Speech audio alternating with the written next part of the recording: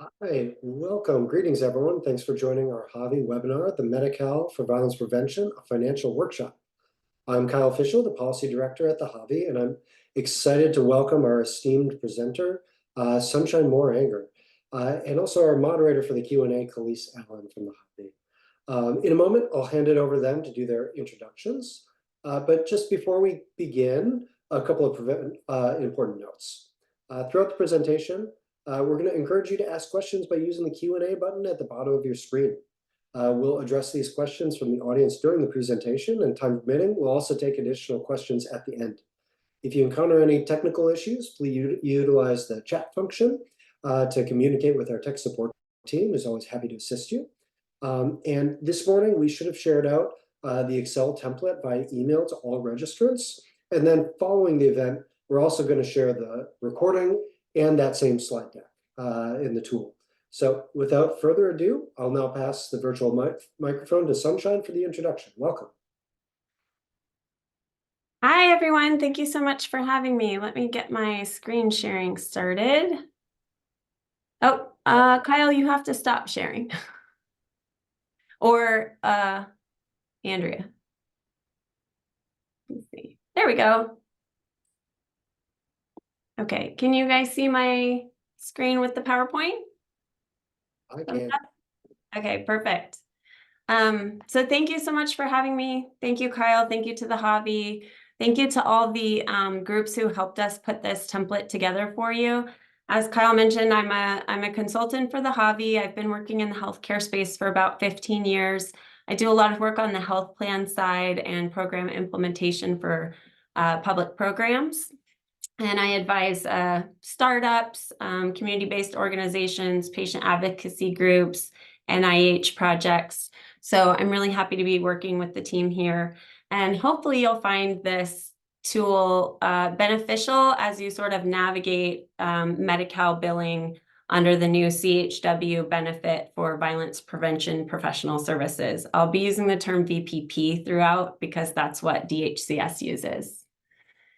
So what we're going to be doing today is going through this Excel template. If you didn't get it before this meeting, don't worry about it. You'll get it afterwards. If you have it up on your screen or you have two monitors and you want to look at it as we go through it, that's fine. We're going to talk about what a pro forma is and isn't. We're going to talk about the information that you will need to gather and collect in order to use this template. And it's okay if you don't have that information already. It will get you thinking about the questions that you need to answer as you start implementing your Medi-Cal program. We'll also look at our assumptions that we put in and whether they're reasonable, whether we might need to revise them, and how we can use our past experience to inform our projections and share among our colleagues based on their experience to revise our pro forma. A couple things we're not going to cover today is filling in the template live as a group. We're going to explain how you can do this on your own time. And if there are quick things you want to enter on your screen as we go, that's fine. We're also not going to get into the nitty-gritty details of the Medi-Cal benefit, what does and doesn't count as a service. There are other webinars and more programmatic forums for that kind of discussion. We're really going to focus on the financials. We're not going to get into prior authorizations or having to have a care plan after 12 services. We're also not going to do individualized templates for each organization, but we will explain how you can tailor the template to fit your needs. So, what is a pro forma? I know we have a mix of financial and non-financial people on the call today. I'm not a CPA, but a pro forma is a very simplified forecasting tool that you can use to look at what money am I bringing in from Medi-Cal, what money's going out to pay for the costs of running my Medi-Cal program, and basically, am I going to be profitable? We intentionally leave out certain details and we intentionally make simplified assumptions just for the purpose of getting that big picture of how implementing Medi-Cal is going to affect your organization financially. Pro formas do not follow GAAP or general accepted accounting principles. So we just kind of want to put that out there, but it is a really great tool for non-financial people to just, again, get that big picture. So the template that we sent out when you, yep. Do you mind, can I just say a couple of words before we jump in here? I want to make sure that, we give the very, very high level info to folks, right? Why are we here? Many of you, I see, are part of our coalition and our working group that's trying to figure out how to access this Medi-Cal benefit for violence prevention. And one of the things that you think at the start is, well, how much money would it bring in? And how much work would it take on our end to make this work? If we, have 3 VPPs on our staff, would that cover their salary or would it not? Would we need other funding? And so at the start of the planning phase, it can be really, really hard to figure out whether or not it's worth it to go on this big path and what you would expect to get to at the end. And that's really what we're getting at today, is for anyone that's considering using Medi-Cal to pay for their community violence intervention program, and you're trying to run the numbers and you're trying to forecast out, that's what this tool is really all about. So you can figure out what works for you and to adapt things. Just wanted to get that brief bit of context in while I get it right back to sunshine. Perfect. Yes. Thanks for setting the stage for this. Okay, so here's how you use it. We're going to send it out, or you may have gotten it this morning. The peach boxes are for you to fill in based on your organization. We've generated some numbers in the peach boxes. We had a smaller group provide input and put some context around the work that your organizations do, just to give us a baseline. But anything that's in peach, you can change. The gray boxes will automatically populate based on the formulas that we've set up. And you don't need to worry about accidentally changing the formula, accidentally putting in a wrong number, because the sheet is currently protected. If you don't like one of the formulas that we've created and you want to adapt it and make it your own, all you have to do is go to the Review tab. Oh, where's the laser pointer? 1 second. There we go. Can you see my laser pointer? Okay.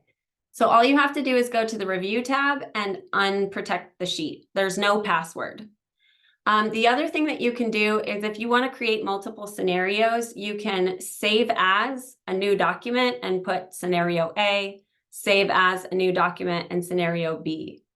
You could also just duplicate the tab and not create separate documents. The only reason I don't like doing that is sometimes the formatting gets messed up when you copy things over to a new tab. But that's what you're going to do when you're filling in this template. Peach is for you to fill in, gray will automatically populate. So we're going to go section by section through the template. Let me pull it up and show you the template real quick. Oopsie. Can you see this Excel sheet?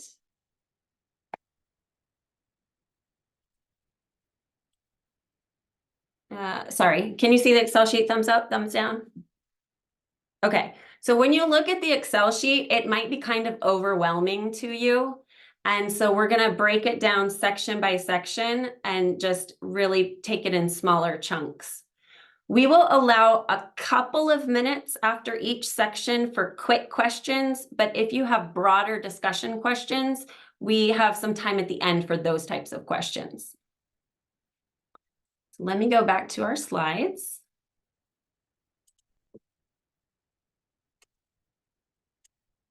All right, thumbs up, you can see this?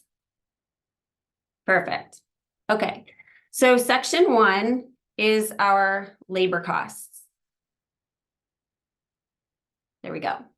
All you have to do is in months 1 through 12, fill in how many VPPs you have on staff. If you have full-time, part-time, you're just going to fill that in. If you're a newer organization and you don't really know the answers to this, that's fine. You can just put what you think how many people you think you might hire over the next year. Or if you have last year's information, you could fill that in. We know sometimes people leave jobs, we hire more people, so you can fill that in. One thing I want to point out is month 1, 2, 3, and 4, that's in peach.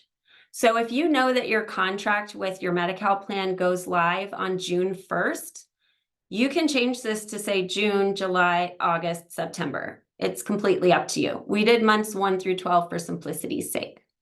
So you're going to fill in how many full-time people you have in this row and how many part-time people you have in this row for every month. The other thing you want to fill in is how many hours your full-time and part-time people work per month. What we did was 40 hours a week times 52 weeks a year divided by 12 months to get the average. If full-time for your organization is 35 hours a week, then you'll want to change that here. Same for the part-time people. We did 20 hours a week times 52 weeks a year divided by 12. But if your part-time people work 10 or 15 hours, you can update that and it'll show us how many hours they work per month.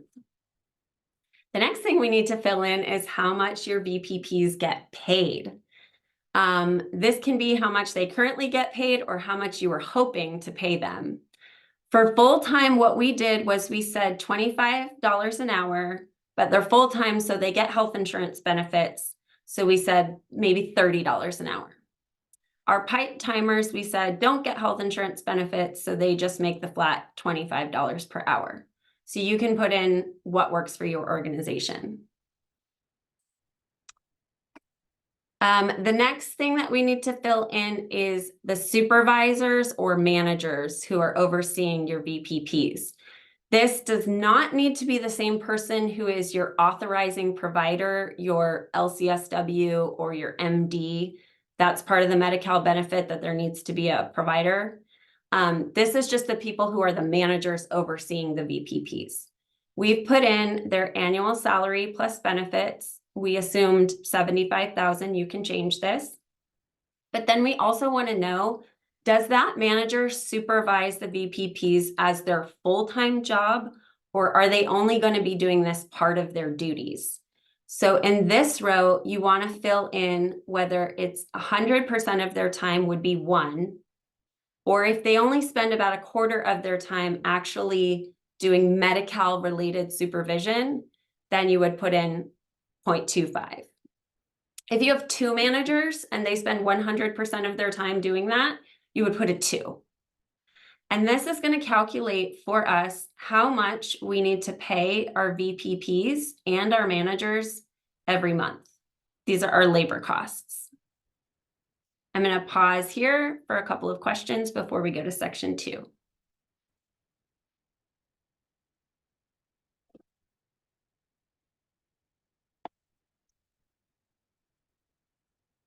Oh, I see a chat, but not a Q&A. Are they going in the Q&A or the chat? See, we have one hand raised. Andrea, I don't know if you can allow Ahmad to go off mute and ask his question.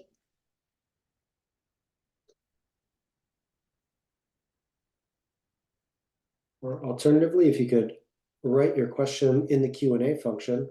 Oh, it looks like Andrea just gave you talking permission. Pardon me, top of the day wherever you are in today's clock. My question, I heard there needs to be an LCSW, that's a licensed clinical social worker, and some other roles. This is my first time for being present for this for my organization. So if you could walk back to that, because I didn't hear any of that in the introduction. I want to understand, how we need to set up our team, because we don't have this program, but we're planning to develop it. And thank you. Sure. So as part of the Medi-Cal benefit, when you're providing VPP services, there's going to need to be someone authorizing those services. Some organizations have a provider on staff. The Medi-Cal manual tells you what kind of a provider it can be, and it's broad. It could be a dentist, it could be an RN. So some organizations have someone on staff.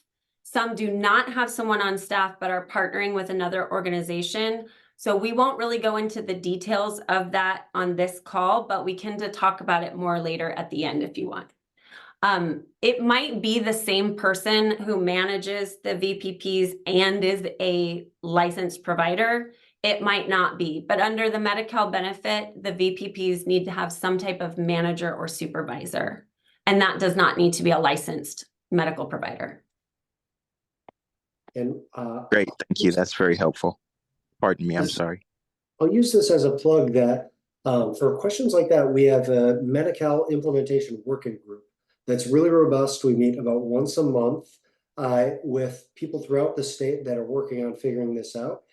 So I'd really recommend that anyone interested join that, and we can put that information into our kind of follow-up email about how to join that Medi-Cal implementation working group.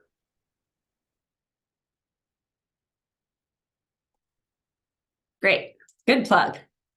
Good question. All right, section 2, we're going to go into fixed expenses related to your Medi-Cal program. So if your VPPs have a monthly cell phone bill, if you provide them a monthly parking pass, if you're using a case management software that charges you a fee per seat or per user, this is where you would capture your fixed expenses. And fixed expenses, you have to pay these every month, even if you're doing 0 Medi-Cal or tons of Medi-Cal. They're not variable. So we captured here technology costs like a laptop for each person, a cell phone activation fee, and this would get multiplied by the number of people you have on staff each month, but there are one-time costs. We also have VPPs have to be certified. So there is a HAVI certification program. And VPPs need 6 units of continuing education every year. I don't know what those costs will be. I think people are trying to figure that out, but you can plug that number in once you have it. One organization told us that they'll pay for window tinting for some of their employees. So we captured things like that, but you can tailor this for your organization. You may also have monthly costs that are not one-time costs, but like I said, those software licenses, cell phones, parking passes. So you would capture those here. And the bottom row will tell you what your fixed costs are every month through the end of the year. So all you do is fill in that section.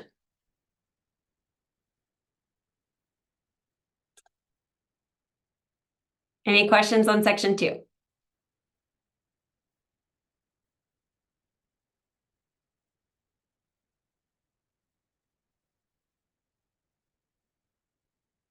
Okay, we'll go to section 3. Oh, Kalice is typing. Oh, to that question? Okay, sure. All right. In section 3, we're going to get to what's called your workforce capacity or your workforce productivity. And this has come up on some of the other HAVI working group sessions, that we know that the work that the VPPs do is super important, but not all of it is billable under Medi-Cal. So the things that you can bill for are your face-to-face client interaction. You can't bill for making phone calls to their employer, their family members, attending staff meetings, driving to go meet clients, responding to emails. Those are not billable under Medi-Cal, even though they're very important and are a big part of what VPPs do. So what we want to capture here is, in a typical 8-hour day, how much time do you think your VPPs spend on services that are billable under Medi-Cal, those 30-minute client interactions? We know that I call them sessions. They're 30 minutes. That's how the Medi-Cal benefit is set up. So in an 8-hour day, the maximum in an ideal world is 16 30-minute sessions. We know that that's not really achievable, but that would be considered 100% productive. You spend your entire day on things you can build in Medi-Cal. So in months 1 through 12, you're going to enter for your part-time people and your full-time people what you think their productivity rate might be. If they spend 2 out of 8 hours per day meeting with clients that you can build a Medi-Cal, then their productivity is 25%. If we were able to get that up to 3 hours out of 8 per day by month 4, 5, 6, then our productivity would be 37%. We put in our assumption that by month 7, half of their day is billable to Medi-Cal. This might be too optimistic for your organization. One of the groups we met with said that 4% was a much more appropriate productivity rate, meaning there's a lot of really important work that VPPs do that is not meeting with clients and therefore not billable under Medi-Cal. The other thing that you want to fill in the peach boxes, oh, let me get my laser pointer back. That's a cool feature. Is the average number of working days per month. And the reason this is important, if your full-time people work Monday through Friday, 52 weeks a year, average over 12 months, that'd be 21 working days in a month. But if your organization only operates on weekends and they're working 2 days a week times 52 weeks a year divided by 12 to get the average, then this number would be lower. And because these are peach, you can change these to what works for your organization. When we do that, we multiply the productivity rate by the number of employees we have. We will get the bottom row, which is the total billable sessions per month for all VPPs. That's this bottom row here. That's what we think our workforce will be able to produce.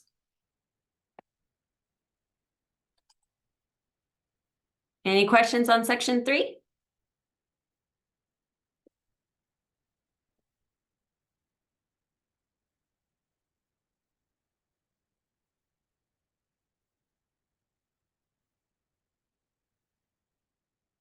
Okay, section 4. This is the distribution of services.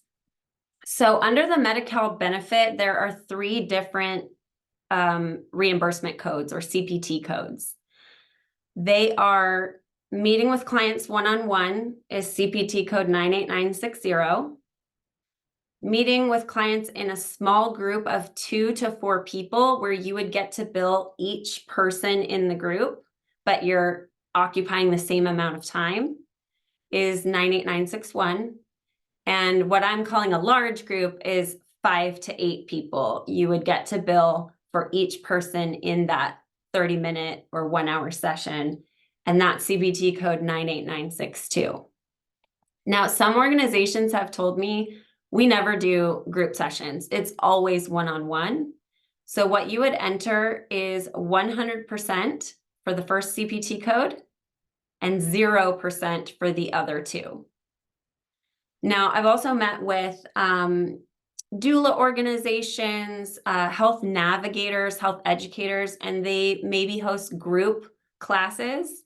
And if they meet the definition of Medi-Cal billable services, then they might say, well, 75% of our work is meeting with people one-on-one, but we do sometimes have group classes in small groups. And so 25% of our work is small group. You can change these months 1 through 12 to what fits with your organization. And it will be interesting for you to sort of play around with, well, we don't do group now, but what if we did it? What would that mean? How much money would we make if we added that to our portfolio of services that we offer? So you'll enter those here. One thing to note is these 3 boxes must equal 100%. And you see the 100% here in green. If you accidentally type 50%, 50%, 50%, it will show you a red box just to show you, go back and check and fix something because it's got to be 100%.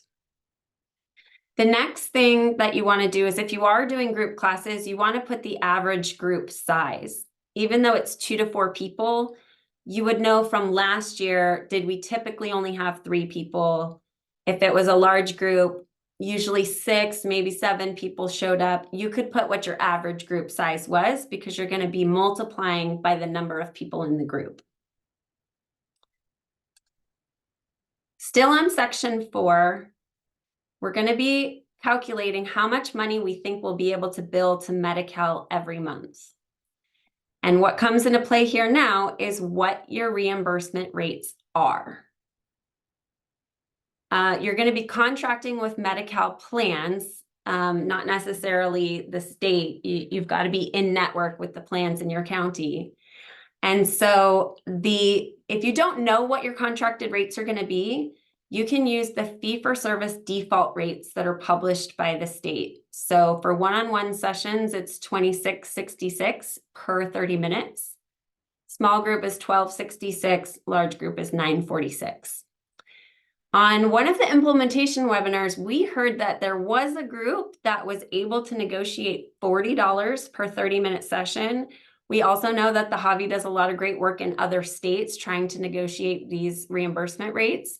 So we were optimistic and said, we're going to put $40 as our contracted rate. That's about 50% higher than the Medi-Cal rate. So for the other 2 CPT codes, we did the same thing. We just did 50% higher. If you know your contracted rates, you can put them in here. If you don't know, you can do the fee for service rates. And again, you can sort of play around with it and see what happens if I make the rate higher. What happens if I just take the fee for service rate? The next thing we're going to do in section 4 is, now that we've got our reimbursement rates, we know the number of employees we have, and we know how many sessions they can each produce per month, we can calculate how much money we would actually be billing to our Medi-Cal plans every month. That's this row here.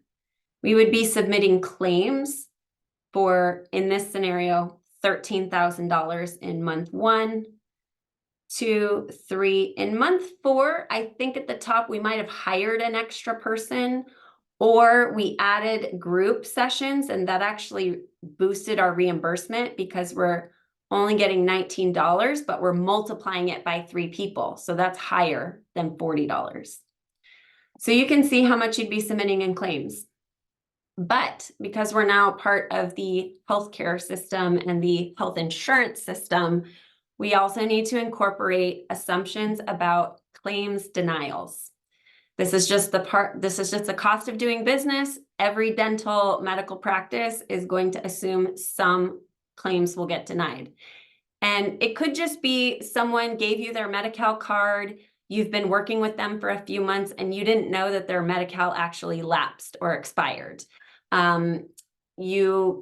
There are lots of reasons. You maybe didn't submit the right documentation to the plan, or whatever the reason might be. So if you are planning to work with a medical billing company, you will want to ask them, what is the typical claims denial rate? If you have other organizations that are already billing Medi-Cal and they say, oh man, 20% of our claims are getting denied, you can use that information to help you. So we started with 12% as our assumption, but we actually made it go down in month 3 and 4. And I think even later in the year, it goes down to 8%. And the reason for that is we assume we're going to get better at this over time. We're going to know how to make sure we check that people's Medi-Cal is active. We're going to be working with our Medi-Cal plans on what documentation they're expecting to see, and things will get better and our claims denial rates will go down. So you can plug those numbers in. The next thing we know is we're going to have to pay fees, right? We don't get to recoup all of the money that we billed. If you're planning to work with a medical billing company, they may say, we're going to take 7% of whatever money we recoup on your behalf. They might take 5% or 8%. When you are shopping for a medical billing company, this will be something you want to think about. How much do they charge you for their services? You can also charge per claim fees rather than a percentage-based fee. And so you can capture it here. They may say for every claim we submit, we're going to take $3 off that claim. This is also an interesting component because there's been a lot of conversations among the community-based organizations of working under an umbrella organization or a hub model, an MSO model. Doctors do this a lot. They'll, get a bunch of doctors and have it be sort of efficiencies of scale. And some of these organizations, there's one in San Diego, for example, they're going to get all the community health worker organizations together. They will do all your billing for you. They will give you case management software that you can use. They will help you with documentations and trainings. And for that service, they're going to take $3 out of every claim. Could be $2, $5, I don't know. But you can capture that here if that's something that's been discussed. And then you can sort of analyze how much money am I spending on these services. If a medical billing company says there's 2 ways you can pay us, either percentage or a per claim fee, you could calculate which one's going to be better for me. How much money am I spending? So once you've done that, we know what our gross claims submitted was. We've deducted claims denials and we've deducted any fees we have to pay. And that's going to give us our Medi-Cal revenue. So in the scenario that we've created, we're getting $10,000 back in the first month, a little less than 10 in the second month, and you can see it goes up. I'm going to pause there. Sunshine, I'd like to kick it off with a question I had on that last slide. For the denials, you have 2 separate, so you've got the per claim and then the percentage, and one is listed as pre-adjudication and the other as post-adjudication. Can you talk about what that difference is? And is this, these 2 lines, are there some people that will have 1 line filled out but not the other? Are there potentially some people that would have 0? Can you just talk a little bit more about that? Yeah, exactly. Thank you for that question. So pre-adjudication means I'm taking $3 off of every claim I submit. Even if that claim doesn't get paid, I'm taking $3. That's how much you owe me for my services. If it's this MSO or hub organization, or if it's a medical biller. For medical billers, if they do a percentage-based fee, it's typically post-adjudication, meaning they only take 7% of the claims that got paid. They're not taking 7% of the claims they submitted that got denied. It's their job and their incentive to get as many of the claims paid as they can. So that's a post-adjudication fee. If you are not using a hub, if you're not using a medical biller, under the Medi-Cal benefit, you are allowed to submit invoices. You can talk to your peers and see if people are doing this and if it's working for them. So you would put 0% for the percentage fee, and you may put 0 for the admin fee.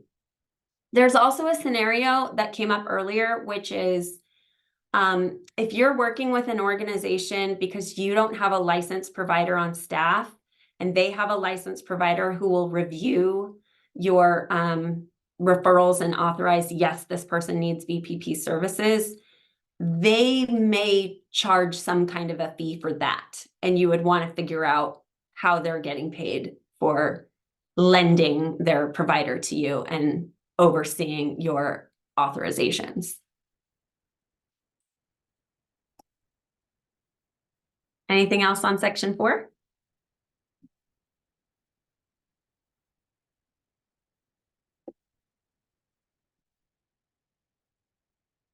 Okay, we're going to go to section 5, which is variable costs. So unlike our fixed costs, we have to pay our monthly cell phone bill, we have to pay our software fees.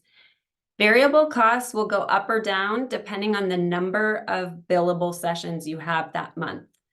And one of the biggest variable costs that came up as an example in these types of programs was travel and mileage reimbursement. Doula organizations, for example, they may have 100% of their client interactions include some type of travel because they're going to people's homes. If your organization is hospital-based and you never travel to clients, then you might have 0% of your sessions includes some type of mileage reimbursement. You're basically working out of the hospital. If you have an office or a community center where people are coming to you, you might not have any travel costs associated with your sessions. But what you'll want to do here is fill in for months 1 through 12, the percentage of your Medi-Cal services that include travel. And the average round trip mileage. If you operate in 3 counties and your VPPs sometimes drive 45 minutes to go meet with a client or to go into a specific neighborhood, you'll want to capture their mileage, because you as the organization typically need to reimburse them for their mileage expenses. And under the IRS rules, it's 67 cents per mile. So we've captured that here. If you have a company car and they're using that and you're not personally reimbursing them, you would still maybe want to capture that as part of your costs of doing business. So this will depend on your organization and whether you have travel costs associated with your sessions. But it will be variable based on the number of sessions you're doing each month. Oh, I know one organization said they just give people like a $50 a month gas card. So that would be a fixed cost because you're always giving them $50, even if they drove a lot or a little. Any questions on section 5?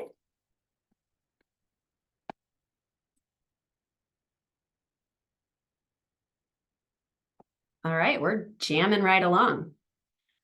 So we're almost all the way through our template. We have all of the ingredients we need to figure out how much money we're going to make from Medi-Cal. We know how much we have to pay our employees every month, including our managers and supervisors. We know our fixed expenses. We know our variable expenses. And we know how much we're going to be billing to Medi-Cal minus the fees and the claims denials and how much we'll be getting back from Medi-Cal. So once we have all of those inputs captured, we've come up with 2 feasibility studies for you. Option A is the simpler one, which says, here's the money I'm bringing in from Medi-Cal, and here's the money I'm spending on my Medi-Cal portion of my organization. I'm going to assume you also have other sources of income. You have grants, you have donations, you have other ways of generating revenue to pay for the things that you can't bill to Medi-Cal. So you might run summer camps, and those don't meet the definition potentially of Medi-Cal billable services. You may have a large percentage of your clients who are uninsured and you can't bill Medi-Cal for them, or who have private insurance. They might have insurance through their job, or they might have insurance through a spouse. And so you can't bill Medi-Cal for those people, but you're not going to turn them away. You're still going to provide services to them.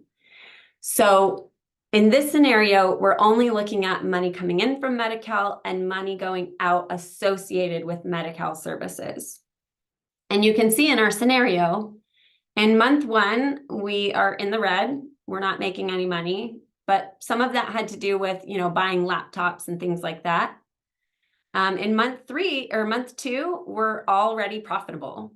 Now, this is based on the assumptions that we put in, and we'll talk about changing them and playing around in a little bit. So this might be really helpful to you to see that, okay, maybe I can make this work. Maybe I can start billing Medi-Cal, and this is actually going to work out for me, even though the reimbursement rates look really low, or I thought they were really low. Any questions on option A?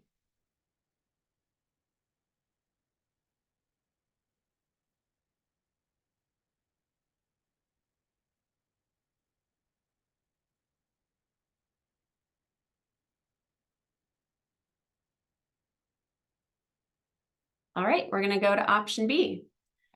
Option B is the more difficult one, the scarier one. Option B is, let's say you have no other source of income but Medi-Cal. your county or your foundation that usually, gives you a budget every year and grants you money says, oh, you can bill Medi-Cal now, so we're not renewing your funding. We hope they don't do that, and we hope this will help you explain to them why they shouldn't do that. But let's say you wanted to try to just make a go of it with Medi-Cal and be able to pay all of your employees and still provide services to uninsured people. Could you make it work? So what we did in this scenario was we captured the money coming in from Medi-Cal and the wages for your workers, even for the time that they don't spend on Medi-Cal job duties. In scenario A, we only said if they spend 2 hours a day on Medi-Cal billable services, we're only counting their wages for those 2 hours. In this option, we account for their whole paycheck, even if they have to go to staff meetings and run summer camps and do things not associated with Medi-Cal. We still, on the supervisors, only attribute the wages on Medi-Cal, that 25% of their job. But if you wanted to include the wages for your managers, you would just change in that section 1 that they spend their whole time. That would make it so that it's their whole salary and not just 25% of their salary. We also added a very simplified box here for CBO overhead, or your organization's overhead. If you have rent and electricity bills, if you have admin staff, if you have a website, you could just put in what that monthly average is for the cost of running your organization, and you could capture that here. And then you can see that in months 1 through 6, we're not making enough money on Medi-Cal alone to run our organization. But in months 7 and 8, we actually do become profitable. And I think what this was we jumped from our VPPs having 2 hours per day of billable sessions to 3 or 4. We increased their productivity rate, and that helped us generate more money from Medi-Cal that we could actually run our program.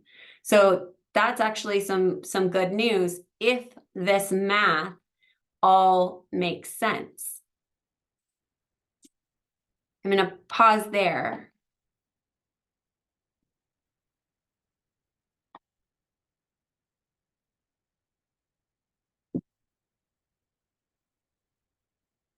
Okay. So, like I said, in both option A and option B, we demonstrated that Medi-Cal could be profitable for your organization, or, break even. But that's only based on the information that we put in. So again, I want to remind you that a Pro Forma is a simplified forecasting tool. We left out the fact that brand new employees might make $15 or $20 an hour, and people who've been working there for 3 years might make $25 an hour. We just assumed everybody gets paid the same. We also assumed that everyone can produce 2 hours per day, but your more experienced VPPs might be meeting with clients a lot more often, and your newer employees might be meeting with clients a lot less often, and they have a lower productivity rate. We are just making generalizations for simplicity's sake. What you want to do, though, is go back and look at the assumptions that you put in. Maybe I had in my mind I was going to pay people $40 an hour. So put that in there, see what happens. Are you still profitable? Maybe I wasn't able to negotiate higher rates with my Medi-Cal plan, and so instead of $40 per session, I'm just getting that fee-for-service $26.66. Can I make that work? Am I still profitable? Am I breaking even? Maybe I can make that work. You'll also want to look at, if we go back, see these scenarios where, we were profitable in month 2, 3, jumped up in month 4. You want to go back and look, why was that? Did I hire more people? Did I start doing group sessions instead of only one-on-one sessions? You want to go back and look at why month 1 was different than 2, why month 8 was different than month 10, to check if your assumptions are reasonable. Did you plan to hire 4 new people, but they're not producing enough to actually pay their wages through Medi-Cal? So that's kind of what you're looking at. And that sort of just leads to the next steps, which is play around with your assumptions. Use information from last year or the past 2-3 years to fill in how many employees you typically have, what their wages typically are. Play around with, you're shopping for a medical billing company, you've talked to 3, one charges 5%, one charges 7%, and the other one says, well, we just take $5 per claim. Which one is going to be better for you? And then you'll also want to think about, how many hours per day are my VPPs spending on billable services? So I did mention one organization thought 4% was a lot more reasonable and that these assumptions were way too high. So you'll want to think about, well, what can I do to make it so that more of their work is billable? You know, are there admin staff who can do other things? Can we reduce the number of staff meetings we have? You just want to think about that productivity rate. And then, like I said, what if my Medi-Cal reimbursement rates are higher or lower? What happens? The other thing that I want to sort of just do a gut check on is the number of billable services you think you can produce or bill in a month. We did it as sort of the top down, this is how many employees I have, this is how many hours per day they would spend on these services, and therefore I'm generating this many services per month. But that assumes that there's enough demand for your services, that your VPPs are always going to be busy. The way to kind of gut check if that's reasonable is look at last year. How many clients did you typically serve in a month? Or how many clients do your peer organizations typically serve in a month? If you look at the second tab in your Excel sheet, it's just this one section. It's not a whole bunch, a whole page. And this is your pipeline. This is, you know, if you were a medical practice or a dental practice, how am I getting customers in and out the door? We don't say that in, you know, community-based work. It's really, really important work, but we're just putting our financial hats on to talk about it. So if I typically serve 80 clients in a month, how many of them actually have Medi-Cal with the plans that I'm contracted with?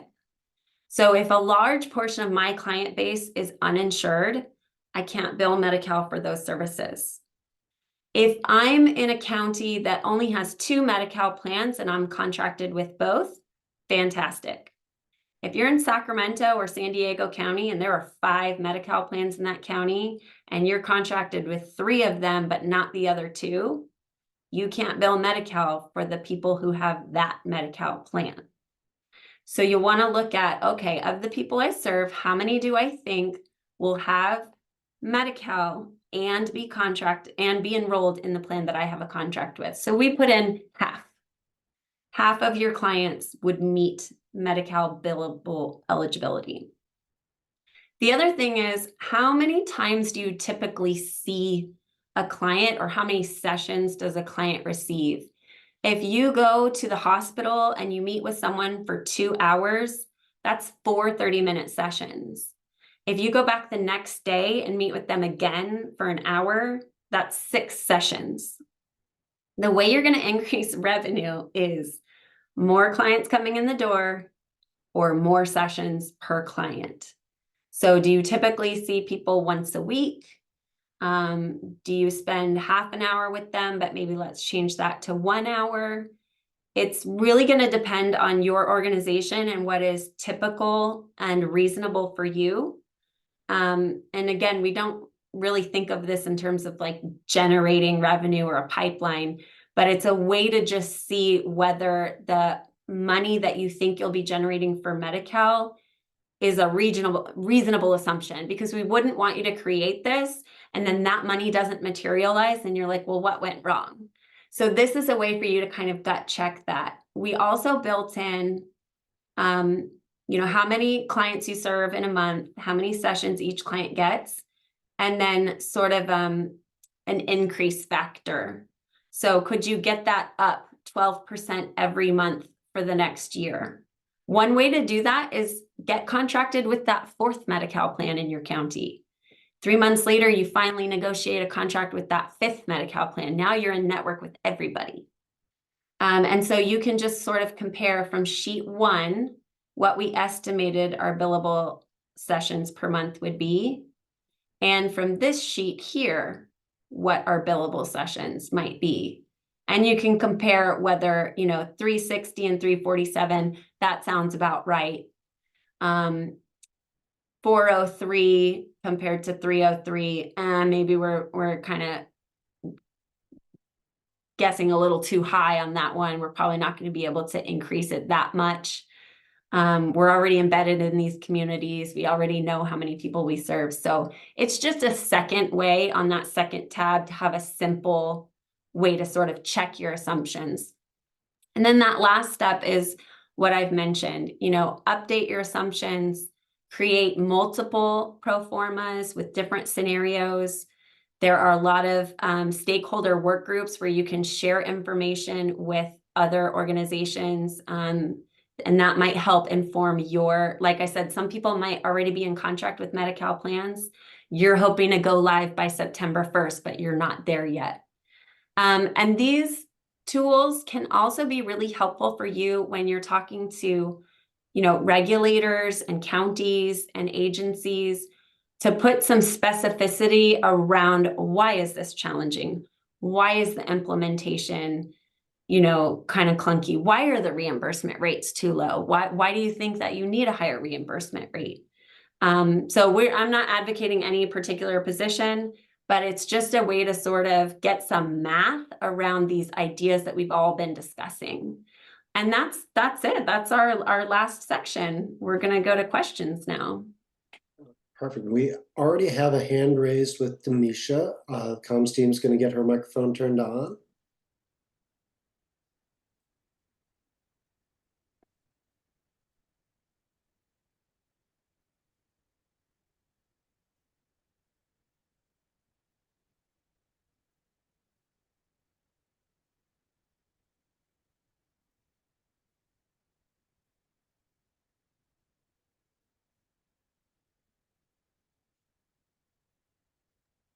An error. Hi, everyone. I'm Kalice Allen, Senior Coordinator here, and I'll be moderating the Q&A. So we might not be able to unmute. Is it possible for you to type your question in the chat or in the Q&A until our comms team can figure out the solution? Yeah, it looks like someone may have allowed Adrian the microphone. So I don't know if that needs to get past to Demisha.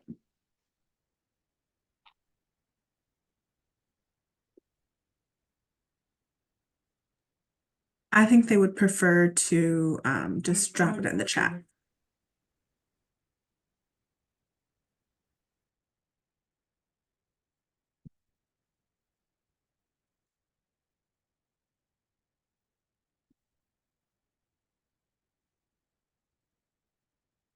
I'm sorry, I had the Q&A open, but not the chat. It hasn't come through just yet. We're giving. So now we have a question in the Q&A section that I'll read out loud here from Ahmed. Is there any follow-up or ongoing support, technical assistance for organizations that are just beginning this process? So that seems like a question for us. Two things that come to my mind on this. So one is the same thing I mentioned before, to please join our monthly working group. And we're trying to work through all of this together. There also is a set of funding that the county plans have that is supposed to be used towards helping with some of this onboarding process. The funding stream is escaping me at this exact moment. Ann Marks is still on, and I know could remember it. And it's something that you can raise with the plans to help see if there is some assistance costs with getting things started. Yes, PATH, that's what I was thinking. PATH and IPP. Those are the acronyms we were trying to remember. Thank you. The Path Marketplace, I actually think is having a vendor fair on Thursday. It's basically where you can sort of meet the consulting or the technical assistance companies that DHCS has approved. I'm going to listen in because I'm curious, but you might share that information with folks. I'm going to put the link to the PATH program in the chat, and you can take a look at the website for it. Thank you. We have another question. So does VPP need to have a police report attached to enrollment services provided for invoicing?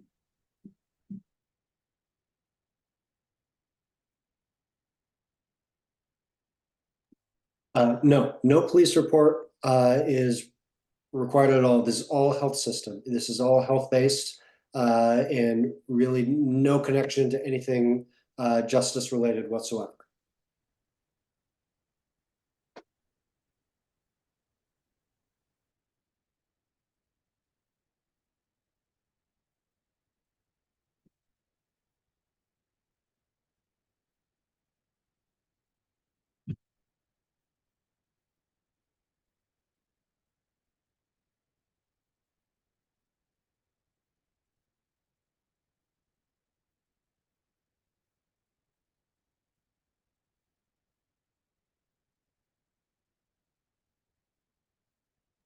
Other questions, comments, concerns?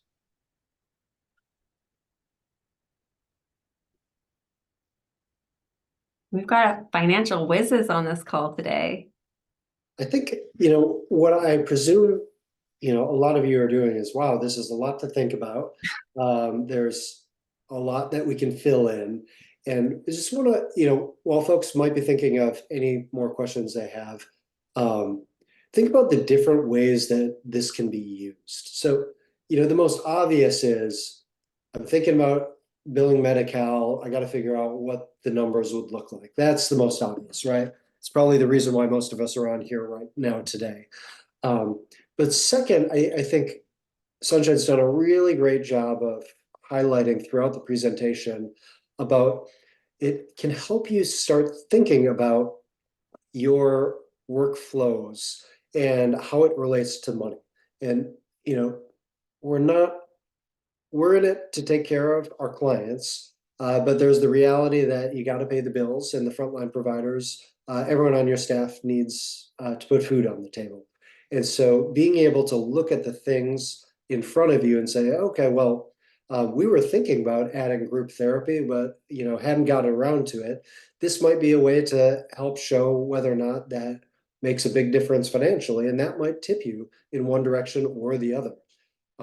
Alternatively, we do think it'd be really helpful for really anyone that's thinking about this process to fill it out.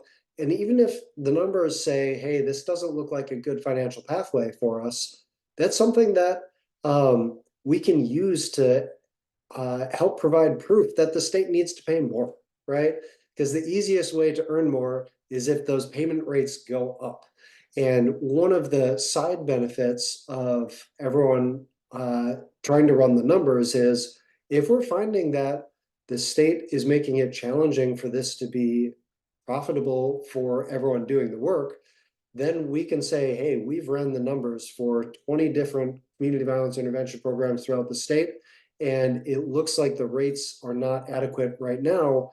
But with the calculator, we found that if we increase the rate to this much, then we could make it work. And that's really powerful for going back to the legislature and the administrators to help make the case for the work that you do. So lots of different reasons why this can be really, really helpful that are beyond your own personal finances.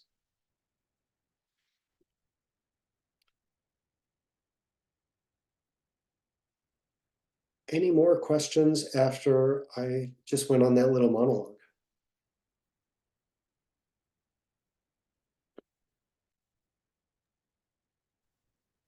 All right. Not seeing any additional questions. I think probably a lot of folks probably budgeted an hour for it. Sunshine, you're a consultant for us at the HAVI. We have valued this work very much. Obviously, this tool is going out to everyone. But if someone's saying, hey, you know, we'd like some personalized time with Sunshine and we have funding to do so, is that something that you potentially would be open to if people are looking for more personalized coaching? Sure. Yeah. You can share my contact info. And if your organization doesn't have the funding, Kyle did mention there are a lot of ways through DHCS. The California Healthcare Foundation has regional collaboratives. The DHCS has these approved technical assistant vendor marketplaces. So there are a lot of ways that you can get assistance. But yeah, you can also just contact me directly if that's something your organization is interested in. Wonderful. And we'll be using this tool as, you know, a big launching out point for all of us. You know, like I mentioned before, we have the monthly working group that we would definitely invite anyone to join that is not already part of. And we also have a national working group with people throughout the country that folks are also welcome to join. So we're excited about this. Adrian in the chat is talking about the primer that Ann Marks has written. I think that's a great flag that you know, one of the resources that we should be sure to include in the information when we send out the post meeting email. Yeah, and that document with the accompanying webinar was really informative in developing this template. So there's also a little table in that document that shows like the annual salary of a VPP. And then, as we talked about, their productivity rate, if they can only spend 4% of their time billing Medi-Cal, then is the reimbursement rate high enough to actually cover their full annual salary? So that's a really great resource as a companion to this. Right. With that, huge thanks to Sunshine for creating this and leading through this all today. And thank you everyone for taking an hour out of your day. We hope this is going to be a really helpful tool in this long journey that we're all doing to help sustain and create long-term funding streams for community violence intervention. So thank you all very much, and we'll see you all soon. Thank you.